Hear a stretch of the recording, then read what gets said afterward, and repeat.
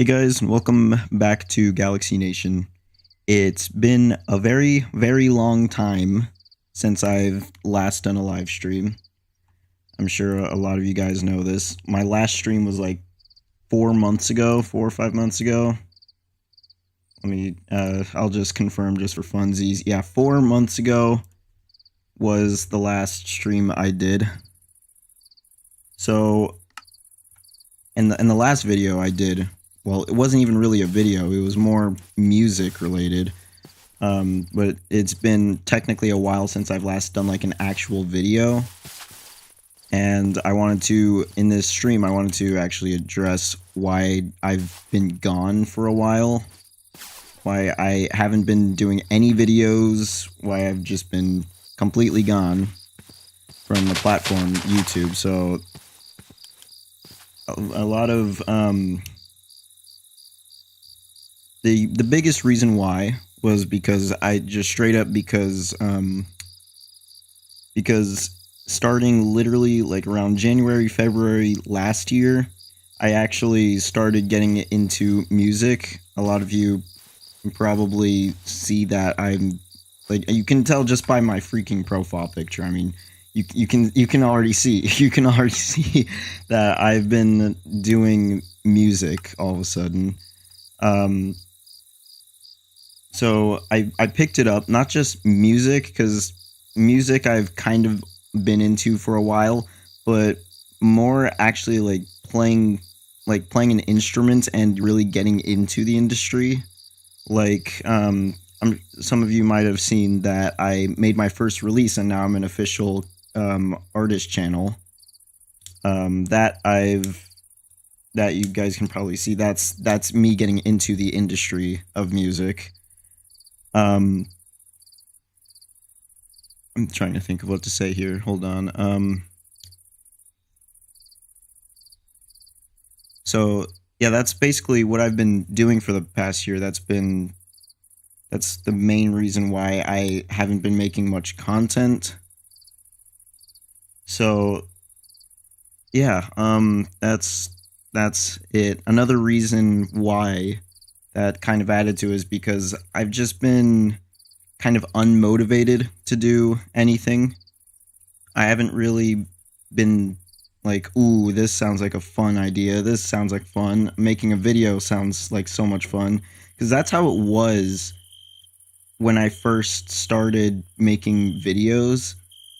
Is that, ooh, all this sounds like a lot of fun to do. And in the live streams, like ooh, whenever I wanted to do a live stream, it was always because, ooh, this sounds like a whole lot of fun. I'm sure I'd have a whole lot of fun doing this. But recently, in like the past year, that just hasn't been the case for me. I realized that for quite a while, all the content I was pushing out was just for the sake of it. It wasn't really because I was having like genuine fun with it. It was mainly just to try and increase my numbers on the platform. Unmotivation for video games happens, sadly. Yes, it does happen, and it's happened to me the past few months. Ever since music started like taking over, I just lost a whole lot of motivation to play video games. They don't appeal to me as much as they used to anymore. And then from that, as a result, I stopped playing video games a lot for a while. Like for the past few months, I would barely even play, like, I'd be lucky to play like once a week. And since it's been the holidays, I have played a little bit more frequently, like every couple days. But yeah, it's ever since music took over, it's just been complete unmotivation for games, which is basically what my entire channel is based off of currently, or has been based off of for most of the entire channel time, which is why I was like, well, what the freak am I gonna do anyways? So I just left my channel alone for a while because I didn't know really what to do there. So then I started thinking, well, maybe I should just turn my channel into like a hybrid between games and music.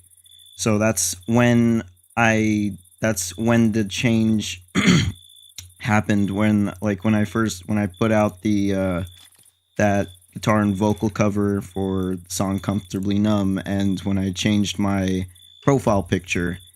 And then when I put out my first ever music release, that was all me going like, okay, you know what?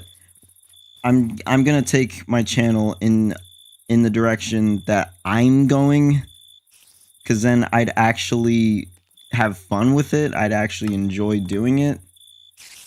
So yeah, ever since I started doing that, it was like, okay, this is a lot of fun. And then some of you may have seen that that guitar cover and vocal cover video that has literally over 1,000 views. I haven't gotten over 1,000 videos on 1,000 views on a video in a long time. It has been a long time since that's happened. Most of the time, whenever I get 1,000 views, it's on a short, but not like an actual long form factor video, because people are just so taken towards shorts these days. It's ridiculous. People just don't have attention spans anymore. And that's another thing that I noticed, is that a lot of the stuff I was making wasn't really stuff I was proud of. Like, sure, it was funny and I got views and subscribers, but I was not really proud of it. And whenever someone would want to see my channel or something, I'd be like, no, do not look at my crap. Do not look at it. It's cringe. Because in the long run, it just looks so stupid. It's just something so dumb and not something I'm proud of. It's just me. It's all it's proving is that I'm just some weird little kid that just gets his laughs from the dumbest stuff. So that's what I wanted to. I kind of want to change that. I mean, I do still want to be somewhat funny, because I am a little funny sometimes, but I definitely don't. Most of the stuff I was making, sure, it's a funny, but I don't want to be making stuff like that much anymore, per se. I'll still do like gaming and stuff. I'll still do a bit of that, but my days of doing, this dumb stuff like acting like a little kid is probably over for the most part. So there's the music, there's why I haven't been on my channel much. Yeah, another thing, the shorts. Yeah, the shorts I've been making, those are one of the reasons why I stopped not enjoying YouTube much anymore, is because I had to make shorts to actually get views or any kind of recognition. And some of the content I have to make to actually get views is ridiculous. It's stupid. I have to literally just throw away everything unique, and I kind of just have to go with the crowd, with what they enjoy. I have to make content based on what they enjoy and not what I want to do. So pretty much most of the short content I've made on there was stuff that I didn't want to do. There were a few that were stuff that I actually liked doing, but a lot of it was all just me trying to get views rather than enjoying making the videos. And for a while, I remember I stopped making videos specifically, but I still made like shorts and would occasionally live stream. That was when I started realizing that YouTube as a whole is not as much fun anymore, because I can't make the videos that I really wanted to make to get views. Instead, I literally had to follow some cookie cutter template. That's basically it. That's all I had to do. And when I did follow that, that's what made me seem like I was just another weirdo, just or dumb kid, because a lot of the stuff that I put on there that actually got views was a ton of stuff that little kids do. It's a bunch of cringe, basically. So yeah, there's all that. So what I'll be doing, there are a lot of YouTubers that still don't make YouTube shorts yet get a lot of views. Yes, but it's hard. It's way harder than it used to be. It's just crazy harder. I can't believe it. Because everyone's taken a liking to YouTube shorts, since then it's just been so hard to get views on content that you want to do. It's been just extremely difficult. I remember like the first like year of my YouTube channel, I was just growing and growing. I was getting like 100 subscribers like a month. Like when I first started getting views is when I was doing Beat Saber live streams.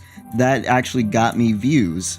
And it was long form content basically. And I really enjoyed doing it. I remember the old days. I would have a whole lot of fun doing stuff like that, and even a couple other VR games that I played. I forget which ones, but I had a lot of fun with those. And then once YouTube Shorts came out, from there, and I started experimenting with different like games to see which games I can get views off of. And one game I did find that people really seemed to like watching me play was Five Nights at Freddy's Security Breach. So I did get quite a bit of views for playing that game. And then from there, a couple more Beat Saber live streams, and then all of a sudden I wasn't doing very well anymore. And even like with Minecraft, for a while it was just nothing. Everything that I did, every live stream I did, every video I made just got like 0 views.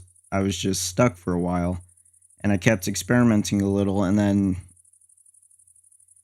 eventually yeah, I was just like, I kind of just gave up on streaming for a little while, went to shorts. So that's basically it right there.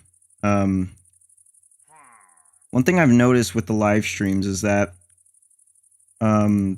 what people seem to enjoy a lot, for at least whenever I do it, is they seem to enjoy like horror content a lot.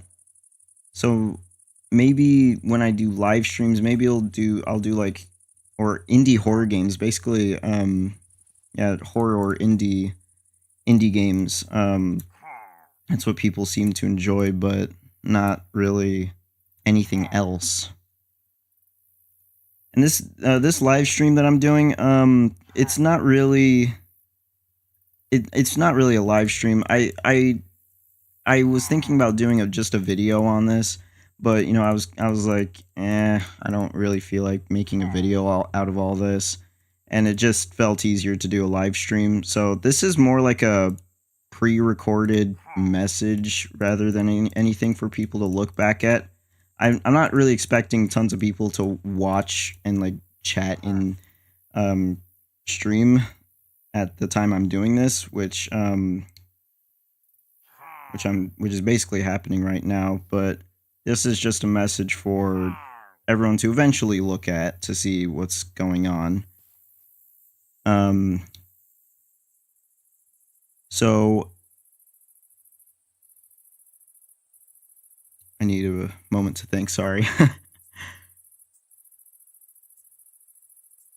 So basically, summary is I'm back. I'm back. I am back. I will start making content again. But it's going to be more music oriented half the time than gaming. So that's where my channel, that's the direction where I'm going, is that I'm gonna take a little bit of a lean away from games and add music to the type of content I make. And yeah, basically I'm back from my 4-month slumber in a so to speak. And yeah, I think that's basically it. That's basically it right there. I'll probably talk about like when like my experience with music, like picking up the guitar and all that. I'll talk a bit about that, my experience, because some people might like to hear that. And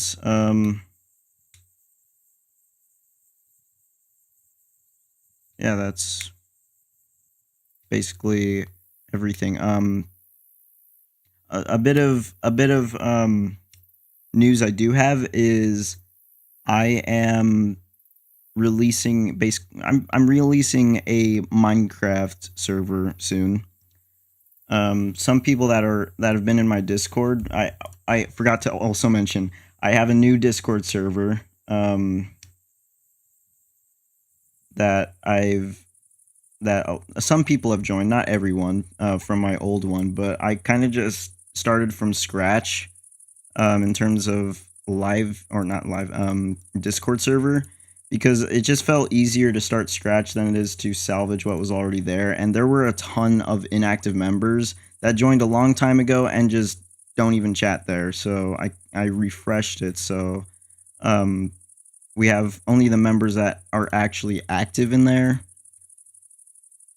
although it's still not very active to this day. I don't really care about that too much. I mean, I don't think I'll ever have a very active Discord server. But this Discord server, it's basically one of the keys to this Minecraft server that I'm almost done making. This Friday, I'm going to do another stream. I'm going to do like an actual stream, and it'll be me playing this newly released Minecraft server that I've been working on for a while. And on that same day, I think at some point, I have a video ready to be released about the server, some information about it. I did that server, that video like a couple months ago. And I've just been waiting to release it when I'm like actually ready to do the stream and everything. So I'll be streaming that on Friday, basically as my coming back to life kind of thing. And that video will also be released. So basically this entire Minecraft server is just going to be part of a big celebration that I'm back. And to participate in the server, you need to be in my Discord server to join, because I've made it so you have to like link your Minecraft account to your Discord account to actually join it. That I thought that would actually make things a bit easier, so we don't get like malicious people. And people that are actually like joining to play, because it takes a bit of effort for that. And then to actually get members into the Discord server, because for the longest time, I've been struggling with trying to actually get people in there. So so basically a Minecraft server where you have to join the Discord server is a good way to entice people into joining the Discord server. And the Discord server is basically just going to be just a community, basically, of people that play the server, and then probably people that are into music, because of the music content I will be making. I might be doing like tutorials and stuff like that on music, because the the the industry of music is actually it's a lot more complicated than I thought it initially would be, and that probably is the case for a lot of newcomers. So making some content on that is a good way for me to get views and for um, people to get into this industry easier, have an easier time to do that. Um, so, anyways, yeah, we'll basically just go into the Q&A section of this. I think in the next like 20 minutes I'll probably end the stream. I do have somewhere I need to go soon, so by the end of this hour I'll definitely be ending it. It's going to be pretty brief, and I want to keep it brief so when people go to watch this back, they don't have to be like, oh my gosh, it's crazy, it's like an hour, what the heck. So Q&A, that's starting up. If you decide to stop making content, you would still like participating in my videos? Yes, of course, yeah. I'll definitely still do that. Can I please get this? Jeez. Okay. Played Security Breach. Yes, I did. It was a long time ago. It was like 2 years ago at least.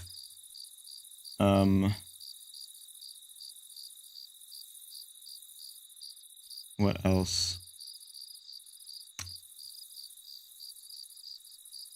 I will. Oh yeah, let me talk about a bit of my experience with music. Some people might want to hear that.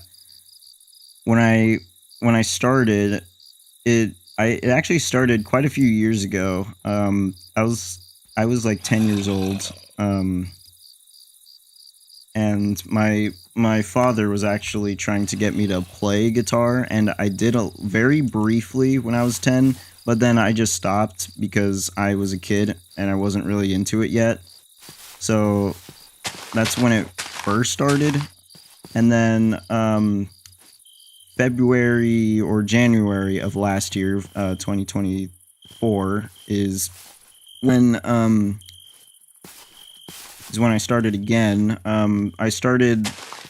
My father was he's been playing guitar for a while as well. So he's always had like a guitar that he played that he's been playing, since I was like a really little kid, like 4 years old. So I was constantly reminded about, playing an instrument because of him.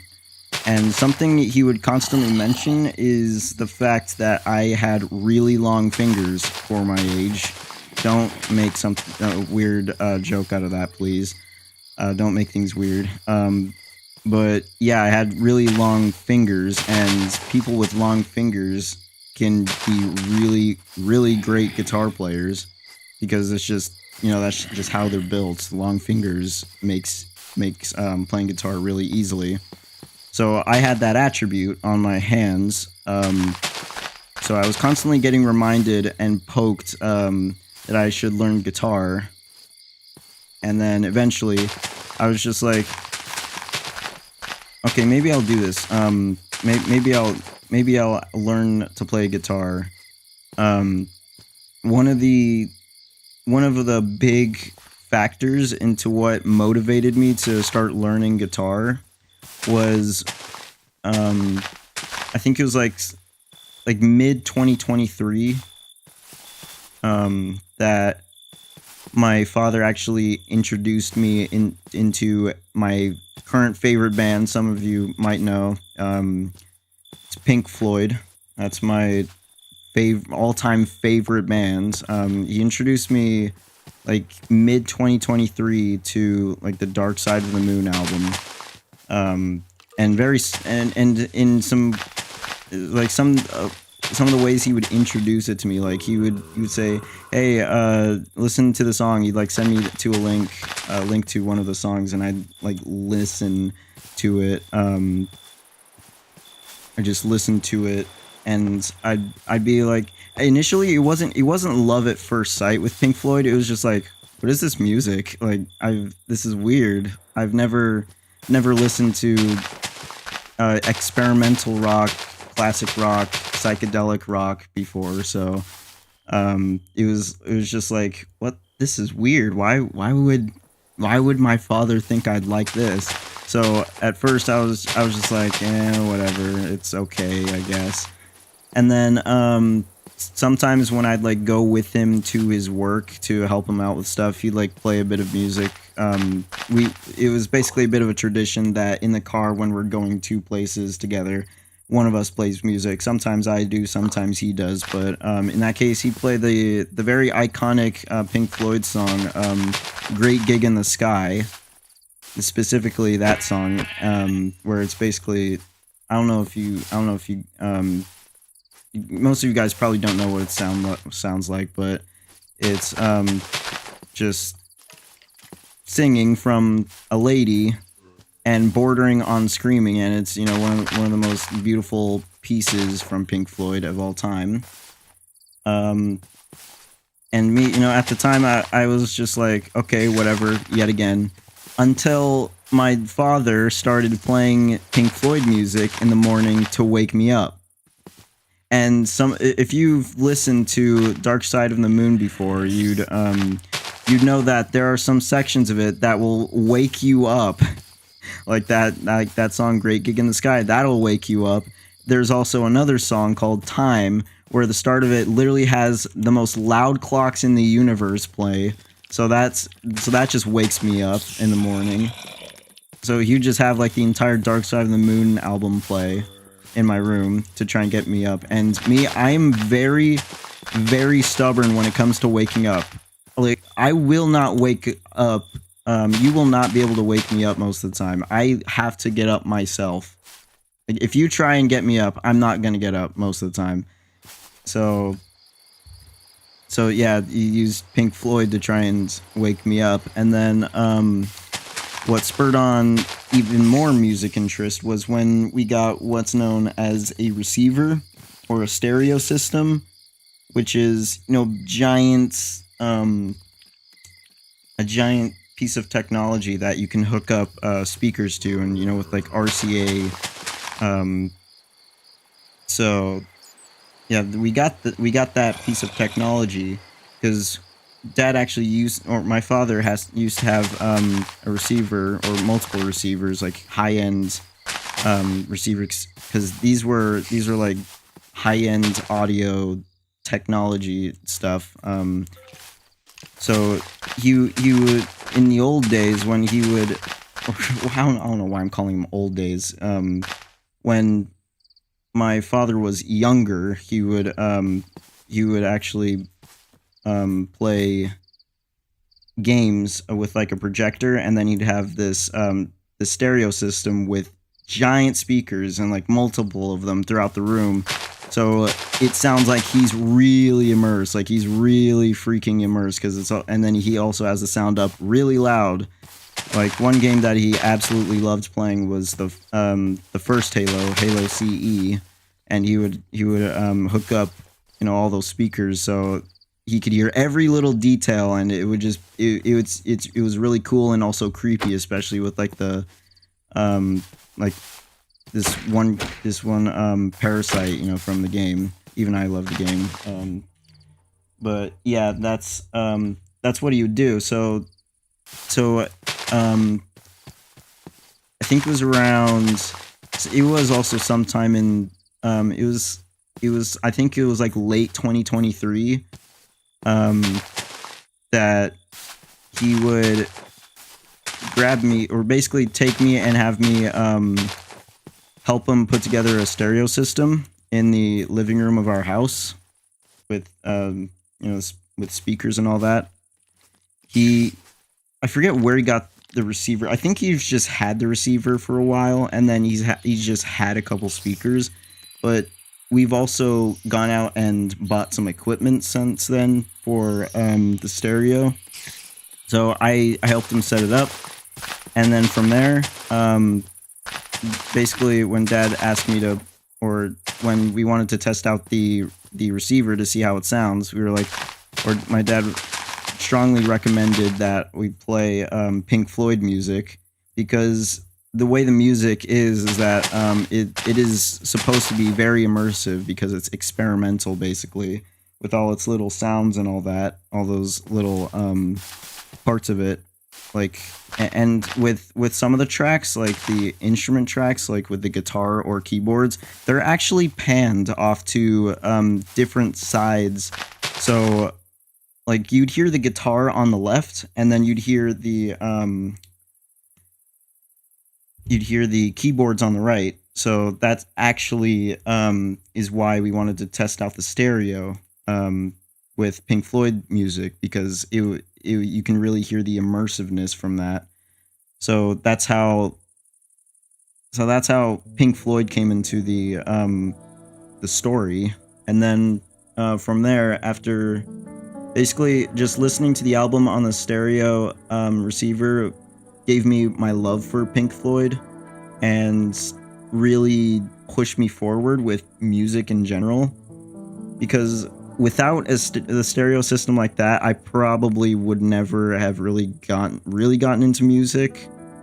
The receiver just, seriously, the sound on it's amazing. It's great. It's way better than any headphones you'll ever wear, that's for sure. And most sound systems you'll hear, it's like having your own in-home theater, basically, with the sound. And now these days, whenever I go out to like watch something and it's not on the stereo system, it's just I can't deal with it sometimes. It's just like, I don't like the sound. It's horrible. I'll try and explain the sound of a receiver, like the difference. Basically, it's a difference between volume and audibility. With a receiver, there is very high audibility. You can hear stuff really well, but with regular speakers, like cheap speakers, it's more loud, more volume than anything. So when you turn something up, it just sounds more like noise rather than what you're trying to hear. Versus like a stereo system, it's more, you can really hear what's going on rather than it being noise. Like, one huge difference is that I can just turn down the stereo. It can be really, really low in volume, and I can still hear what's going on pretty well. Versus with crappy speakers where it has to be extremely loud, and I still can't tell what people are saying sometimes, and the loudness just really bothers me. So that's basically the huge difference right there. I'm trying to think of something else. Actually, yeah, that's pretty much it right there, the difference. And then since then, I started liking the Dark Side of the Moon album a lot, and then my father introduced me to what's known as the Wall album from Pink Floyd.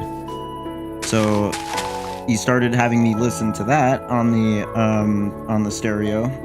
Like, one day we just sat down, listened to some of it, and at first I was just like, this is also, what is this? The Wall was even more out there than Dark Side of the Moon, and Dark Side of the Moon was the most commercially successful Pink Floyd album.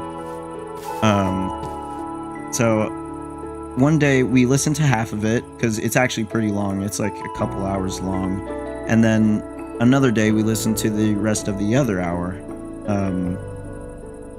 And it just, from the music, he asked me what I thought about it after listening to it, and I was just like, it's like a fever dream of some sort. It's like the person who wrote this had a fever dream. And he's like, well, yeah, that's basically what it is. At least one of the songs is basically like a fever dream. But yeah, it was really, really weird to me at first. But then my father started explaining the album a bit to me, and then from there I actually started to gain an appreciation and started absolutely loving the album. And to this day, The Wall is literally my favorite Pink Floyd album. It is my favorite. I think it's their best piece of work by far. But yeah, that's Pink Floyd right there. And then, yeah, by the start of 2024, after, you know, getting into the music scene like that, Pink Floyd's basically been a huge influence, and I was like, what if I learned guitar and learned to play some of my favorite Pink Floyd songs? And from there, that's when I started learning. That's what got me to start playing guitar. And then the first song I ever learned was, of course, a Pink Floyd song. I only know Pink Floyd songs right now, but the first one I learned was called "Is There Anybody Out There?" and that's from the Wall album. Since at the time when I first started, we only had a classical guitar. We didn't have any electrics, so I started practicing on that first, and my father taught me a lot of classic technique, technique that you would only learn if you went to an observatory or a really expensive music school. And then 4 months in is when I first started actually playing my first song. So yeah, it took like 3-4 months of me practicing, you know, gaining finger strength and all that, and eye-hand coordination, or coordination between both my hands, because that's really what it is, rather than eye coordination. You don't really look at the guitar that much when you're actually good at playing it. So I learned the first song. It took me, well, compared to other guitarists, like self-taught guitarists, I definitely have been learning really fast. It's been basically almost a year now, and I'm able to play some pretty technical songs. Like, "Is There Anybody Out There?" That's immediately off the bat. That's already technical, because you need to know a certain classical technique to even play it. And on top of that, when I first started, I did not use a pick. And I still don't to this day. I still prefer using just straight up my fingers versus a pick. It's just easier for me.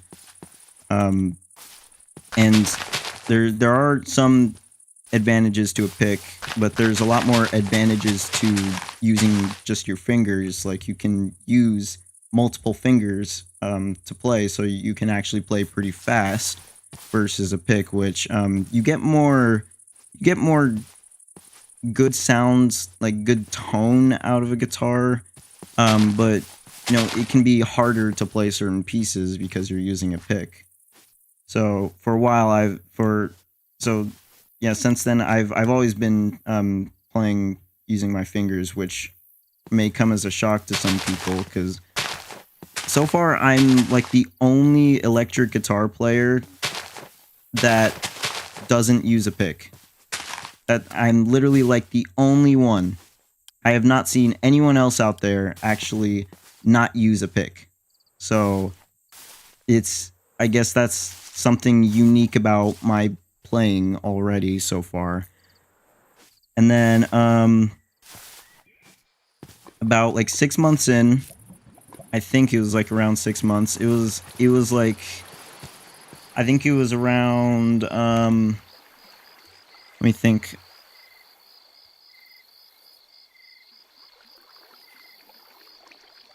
I think maybe it was around May or June, somewhere around there, when I first wanted, or when I started getting interested in electric guitar.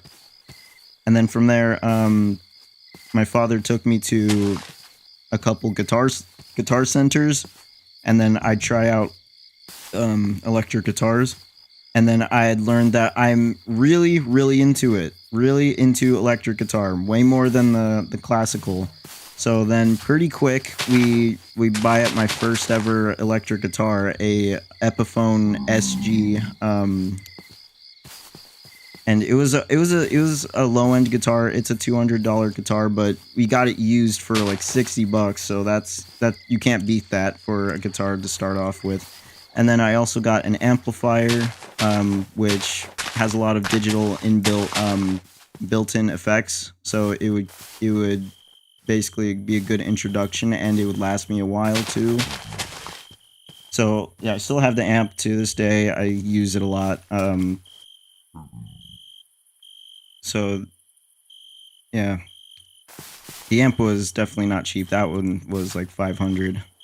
So it's a pretty bad A amp, if you ask me.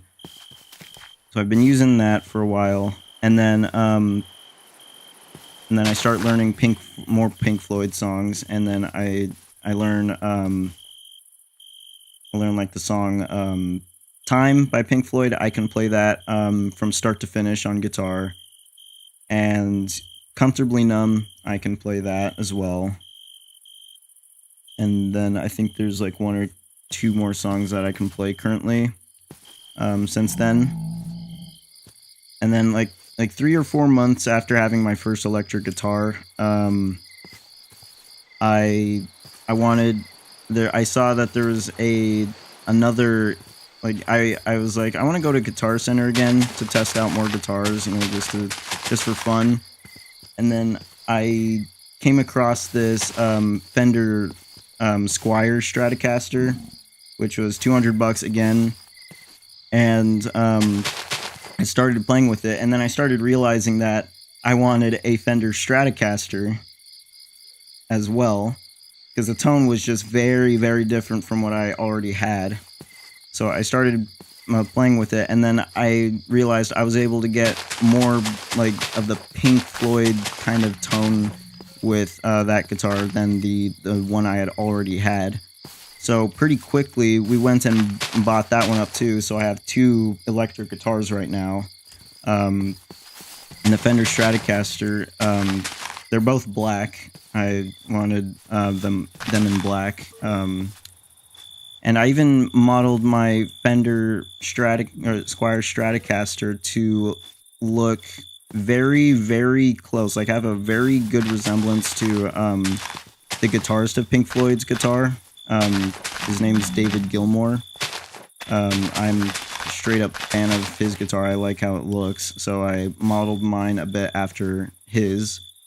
Like like they're both black guitars, but I do have like some small distinctions from his to mine. But yeah, that's basically it right there. So $200 for two. I have two $200 guitars and a $500 amplifier. A tip for certain guitarists that want to get good tone is that you should always spend more money on your amplifier than your guitar, since the amplifier will make a lot more of a difference in tone than the guitar will. That's one tip right there. Let me read some of chat. I'm sorry if I've been like just ignoring everything. So Pink Floyd, yes. So you're interested in music since you were little? Yeah, it seems like I have been. Another I forgot to mention another thing. Is that whenever I would like hum songs or music, even as a little kid, my father noticed that I had perfect pitch. So whatever I'd hear, I'd be able to find the exact pitch to it, and I'd be able to sing it back with very good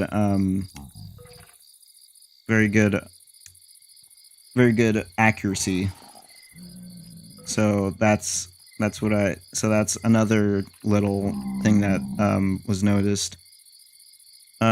What might have been a bit of a foreshadowing thing from the moment I was born is that at first when checking my hearing, I wasn't responding, so it seems like I was deaf as a child, but I actually wasn't. So that might be a bit of foreshadowing to my musical ability.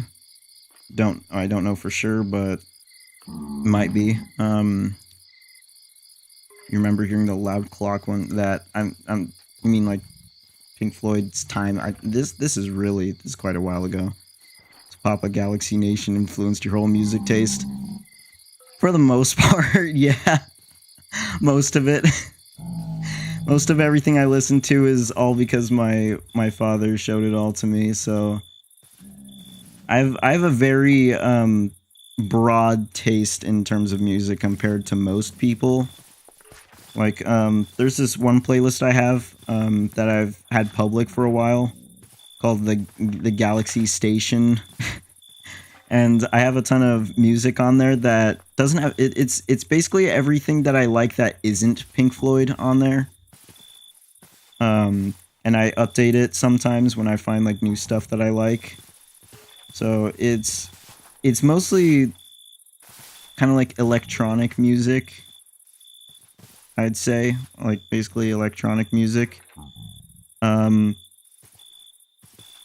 yeah, that's basically my entire music taste. It's all from my father. So let me see. Headphones are decent. Sennheiser HD 650s, and they're pretty decent for listening to songs at high volume. Nice. But wouldn't compare to having a stereo system like yours. Yep. Classical guitar. There's a distinction between classical and acoustic guitars.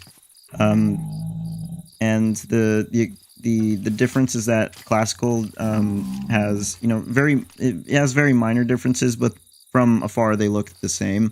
A classical guitar has nylon strings on it versus an acoustic, which always has like metal strings on it. So it has a very different sound. And a lot of people don't play classical. Most people play acoustic. So when I say classical guitar, it's actually a very different guitar. Crazy deal. If you get far into the industry, you should save up for a Silver Sky. What's a Silver Sky? You should get a guitar with like a Galaxy design. Yeah, I've actually seen a specific guitar that has like that sort of finish on it. So, like let me look for it. So it's like I think it's like one of the anniversary guitars. And then there's like two that I saw. One has got like I think it's like called like a nebula finish where it looks black, but up close there's like little specks of like blue, purple, and red, which I thought would be perfect. Yeah, I think I found it. I've already found it. And then there's another one that had literally just like a kind of like a pearlescent wrap on it, which I also thought was cool. So maybe in the future when I build like my signature like guitar that I will be known for, it'll probably have a wrap like that. But for now, I'm just sticking with black. You should get a Galaxy wrap for your guitar if that exists. Yep. I probably should. I had perfect singing too, but now I don't because my voice sucks now. I don't think it sucks. It's probably I'd say you have a better voice when it comes to speaking than I do, just general speaking. Then Bucket Cat, moderator. Oh, Car, what's up? It's been very long. Bros, Mr. OG. Was good. Ignore the Silver Sky suggestion. It's way more expensive than I remember, plus the color is ugly. Can't wait for you to become a famous musician. I might not. Who knows? So I'm gonna look up what Silver Sky is just for funsies. Threat detection.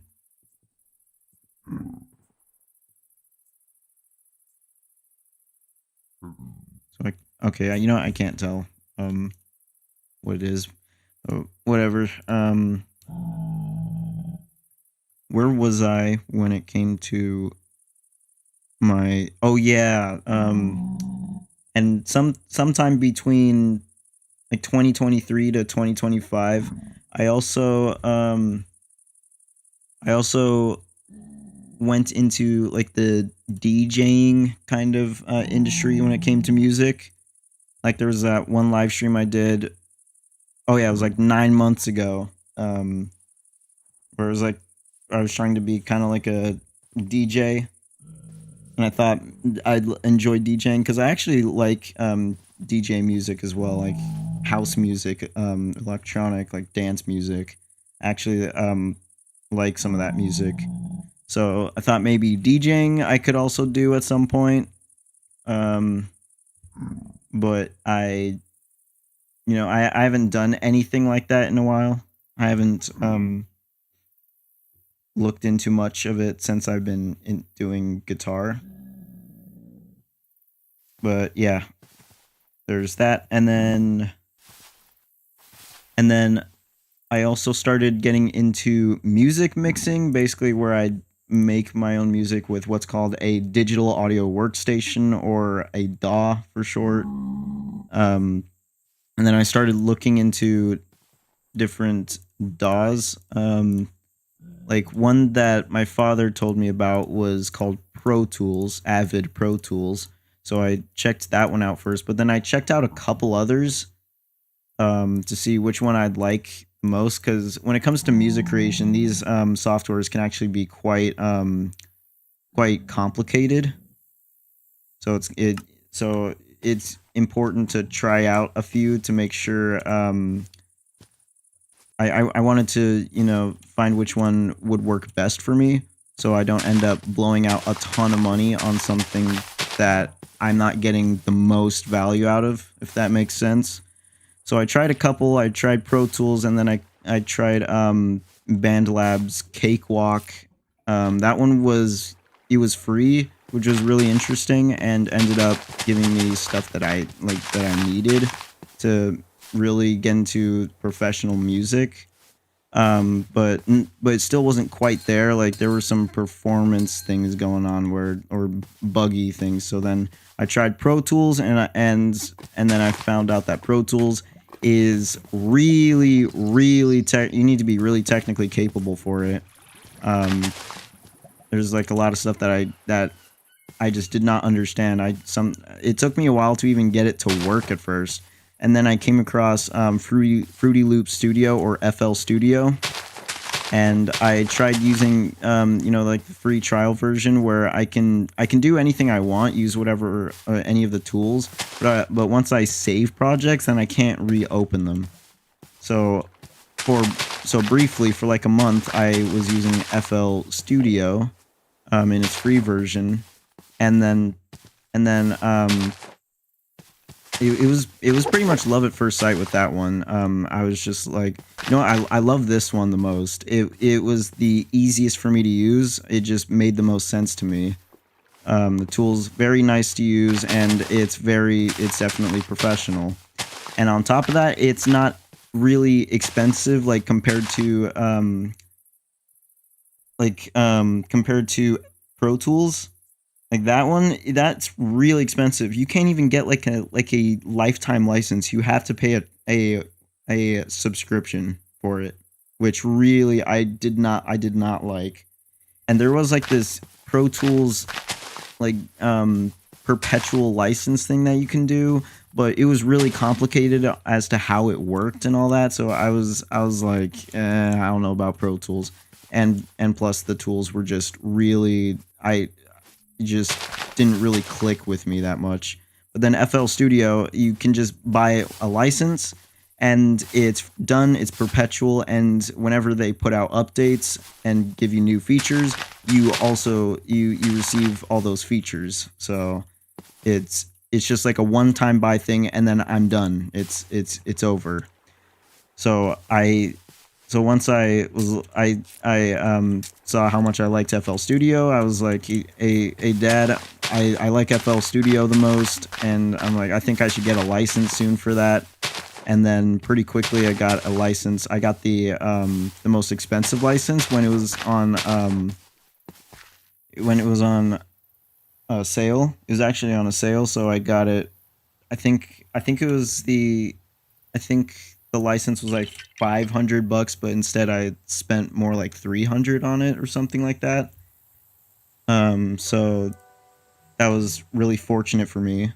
I got FL Studio pretty cheap, and the entire package. Because 'Cause I didn't want to just like get like a specific part of it, or like one of the other cheaper licenses, and end up running into what's it called, into any limitations with it. I don't want to have to run into any limitations. I literally just want the entire thing so I can do whatever I want with, like, really just take advantage of my creativity and make stuff without any without being held back by anything. So once I had FL Studio,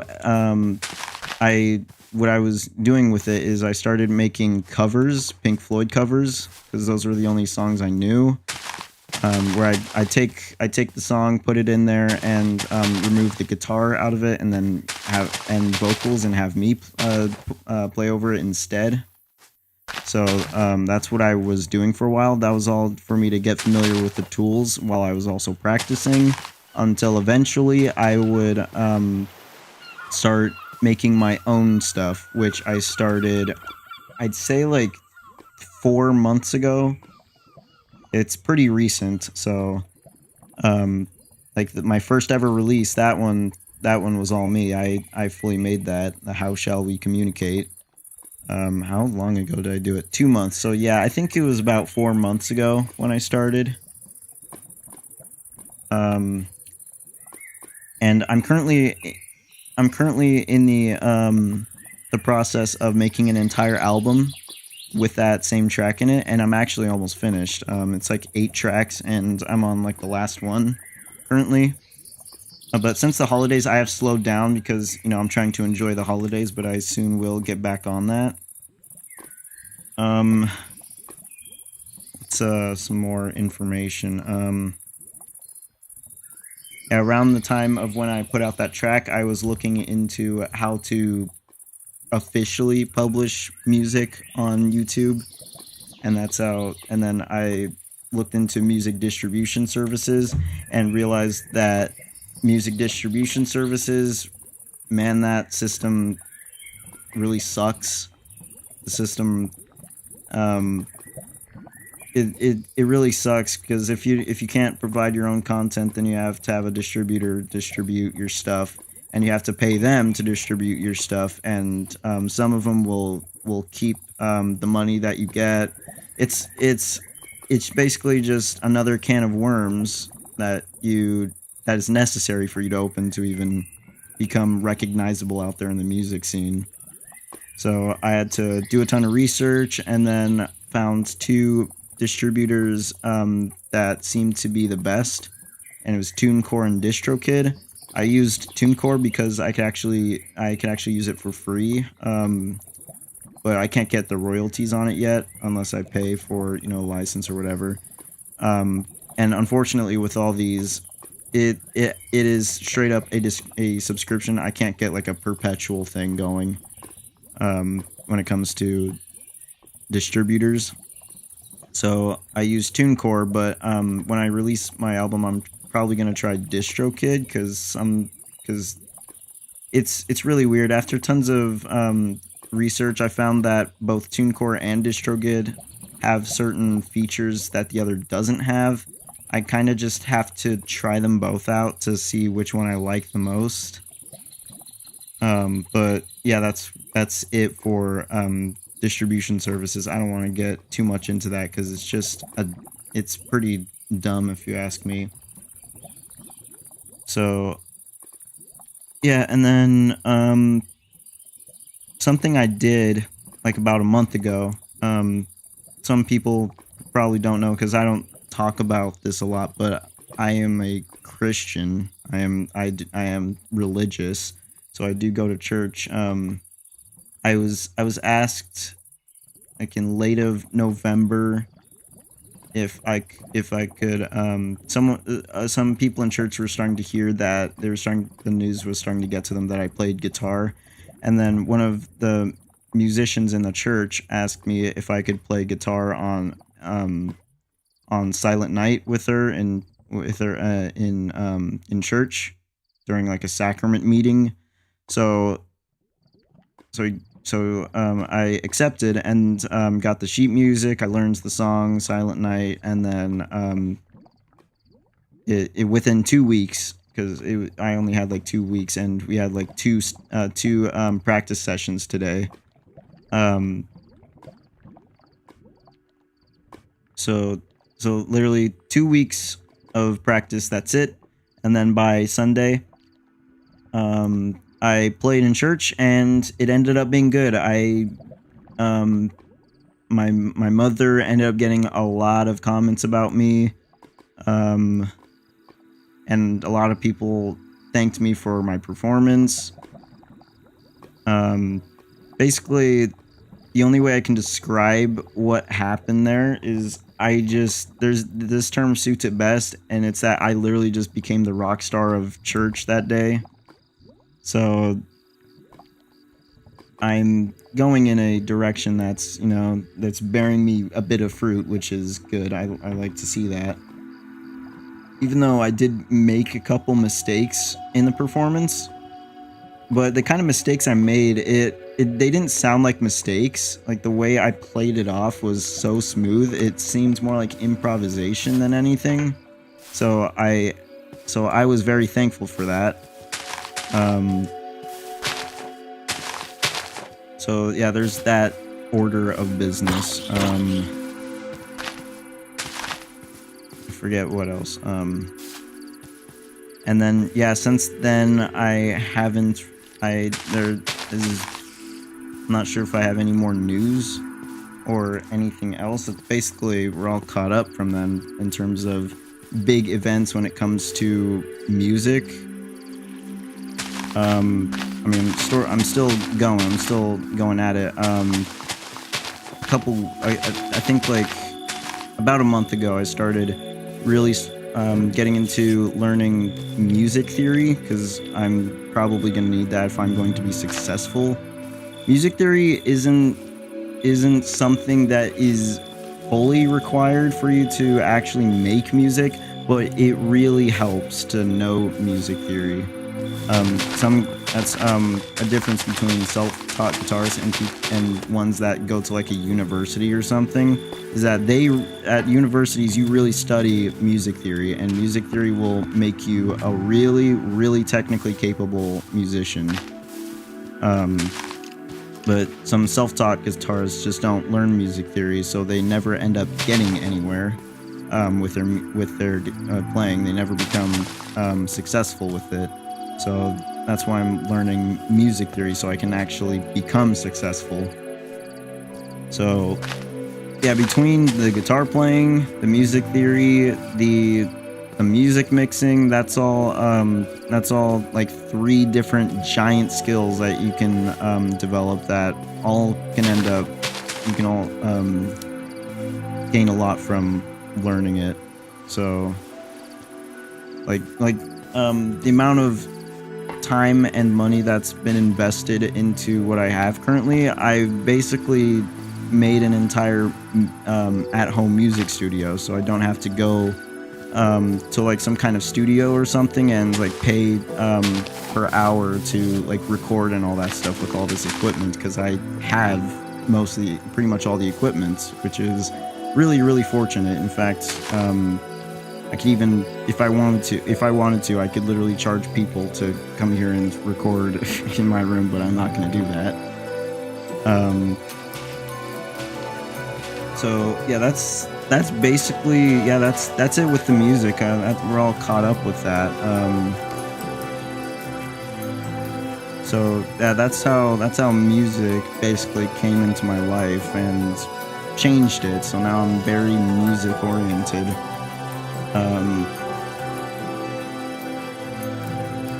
I'll look at chat again. So let's see.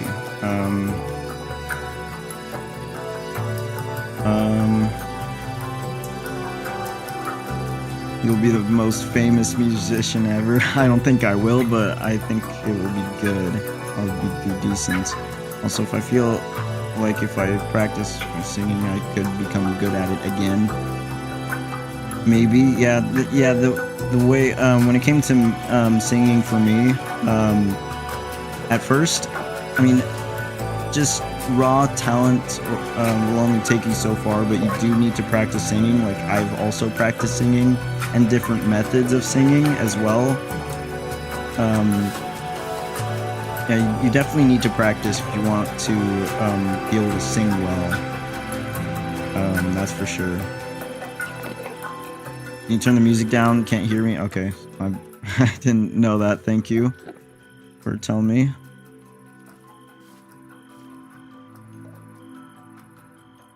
You start getting good at Beat Saber because of the music and you're feeling like you're playing it. Beat Saber wasn't how I got into Beat Saber wasn't at all me. It was actually my brother, because one time we just went to like a jungle gym and they had a VR there. He played Beat Saber and I did too, and he just really got into it and then wanted to get a VR and play Beat Saber. So I kind of just basically jumped on the bandwagon with him with that. I don't know if music ended up making me better at Beat Saber. But yeah, it was fun. I liked it.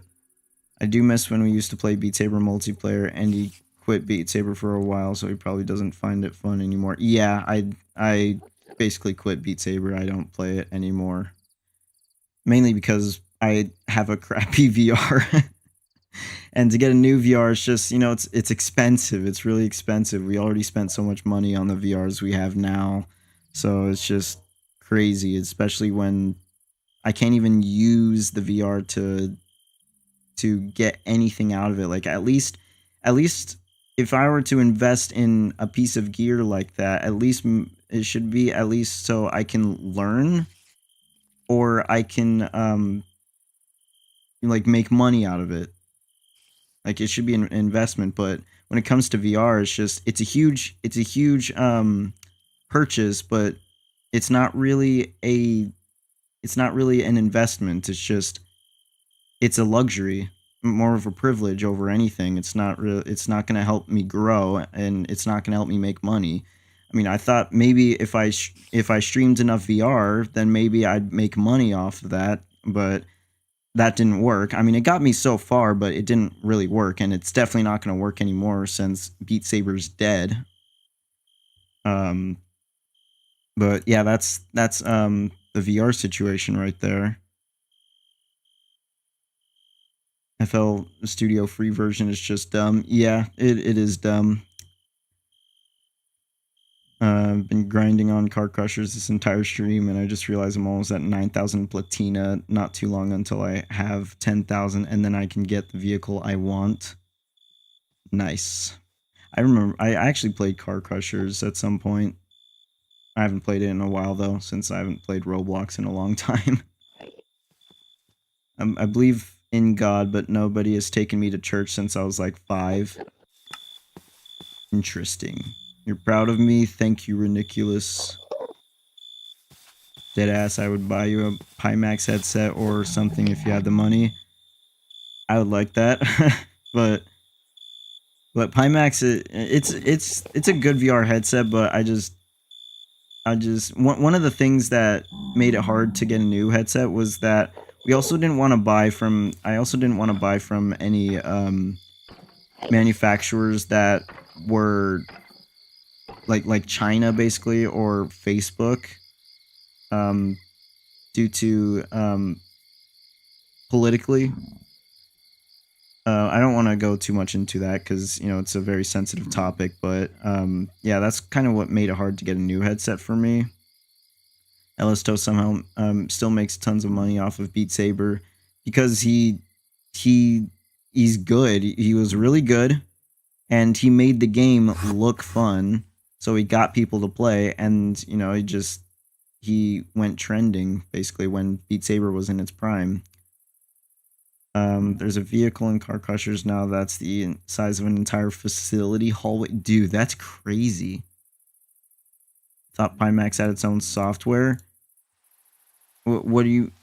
I mean, it's a full VR headset, and yeah, it probably does have its own software, but it's, it's more about like the, about, who it's made by over anything. And unfortunately, yeah, most VRs they're not made like in America. In fact, that's with most things, they're not made in America. So yeah, it's an entire thing going on with my family. So it's yeah, that I really don't want to go too much into detail about it. Yeah, that's those situations.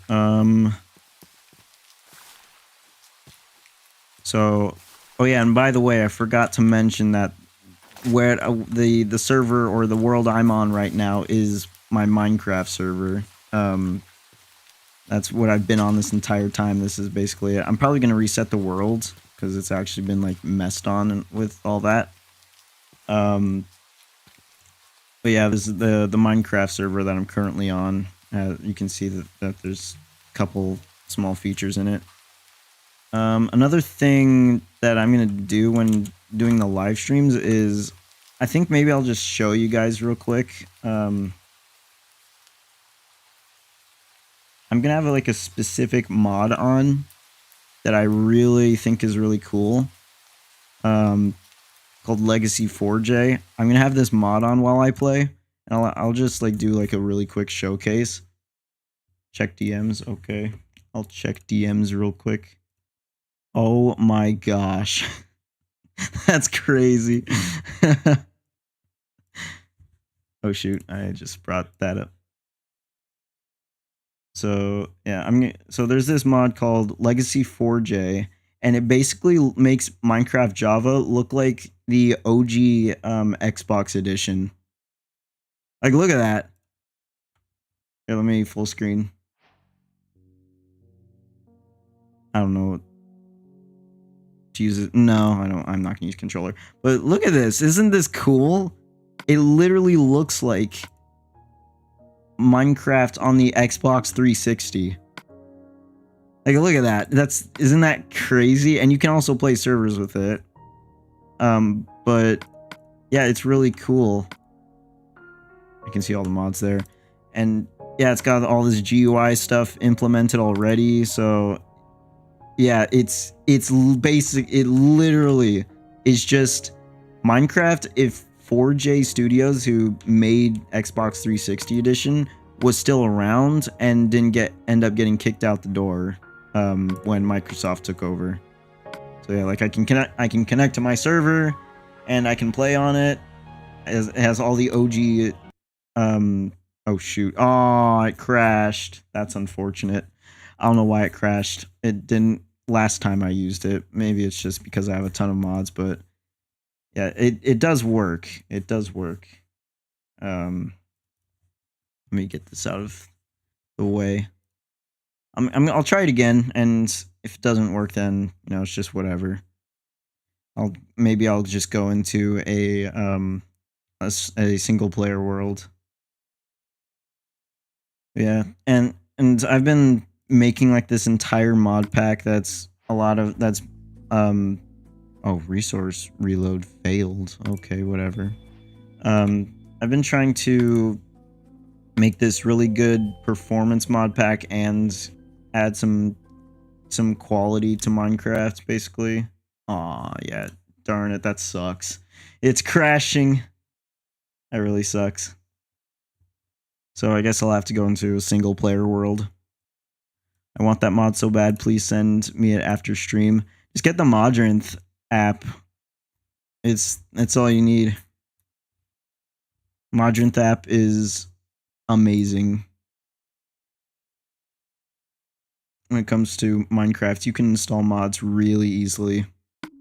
Way easier than pretty much everything else. Alright. I'll just go right here. Yeah, so when I go into this, it literally looks exactly like the OG. Alright, let's see. Come on. I believe in you. Wait, what? Resource reload failed. Why is it? I think if I go, I forget where to go.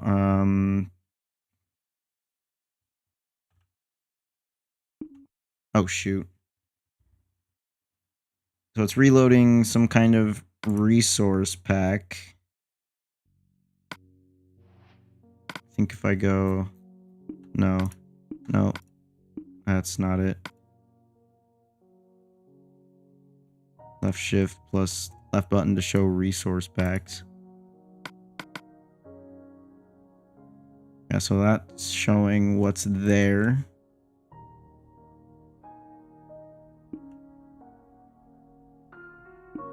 No, I didn't. Okay, there's I may need to turn off certain... There's that. Change skin. Oh, that's new. That's new. I did not know that. Game options, mods, user interface, show advanced options maybe? No, that's not it. So yeah, it is literally right here.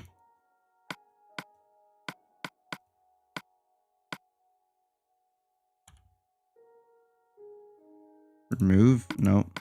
So yeah, I think trying to load resource packs and it's just not working out. But yeah, by Friday I'll probably figure that out, you know, get it to work. But yeah, I'm gonna have that mod on while I play, which I think will be really cool. To really bring back that nostalgic vibe to the game and when I stream. Trying to think if there's anything else. I think I'm gonna put a link to this new Discord server for people that haven't joined it and aren't in one anyways. I'll just put it in the chat there. So people ever people look... Wait, what the heck?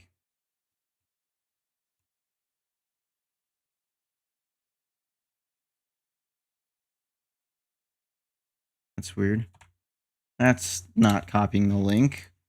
That's doing the opposite of copying a link. That's copying a text.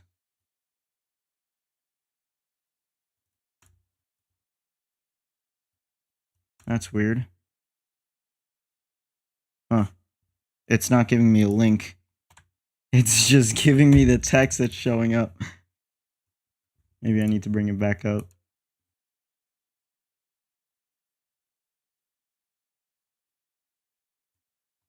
Okay, you know, it's not going to work. That's annoying. So yeah, if you want to join into the server, then into the Minecraft server, then you join it through the Discord server. And on Friday, I'll be streaming and I'll be putting out a video about these extra features like modded items that I've added to it. So yeah, that's basically it. I've given you guys the reasoning as to why I've been gone for a while. So I've been, you know, heavily focused on music, and now I'm back.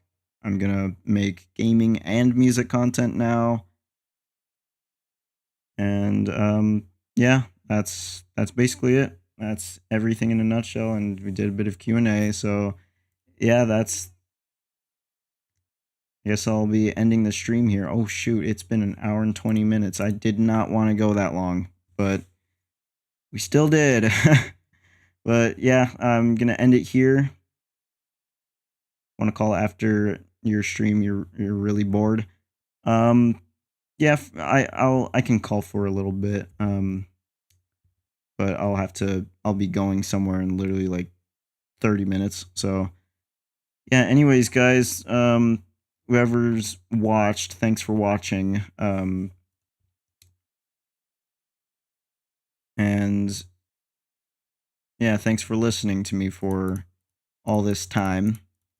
Listening to me rant about and be fully open about what's been going on.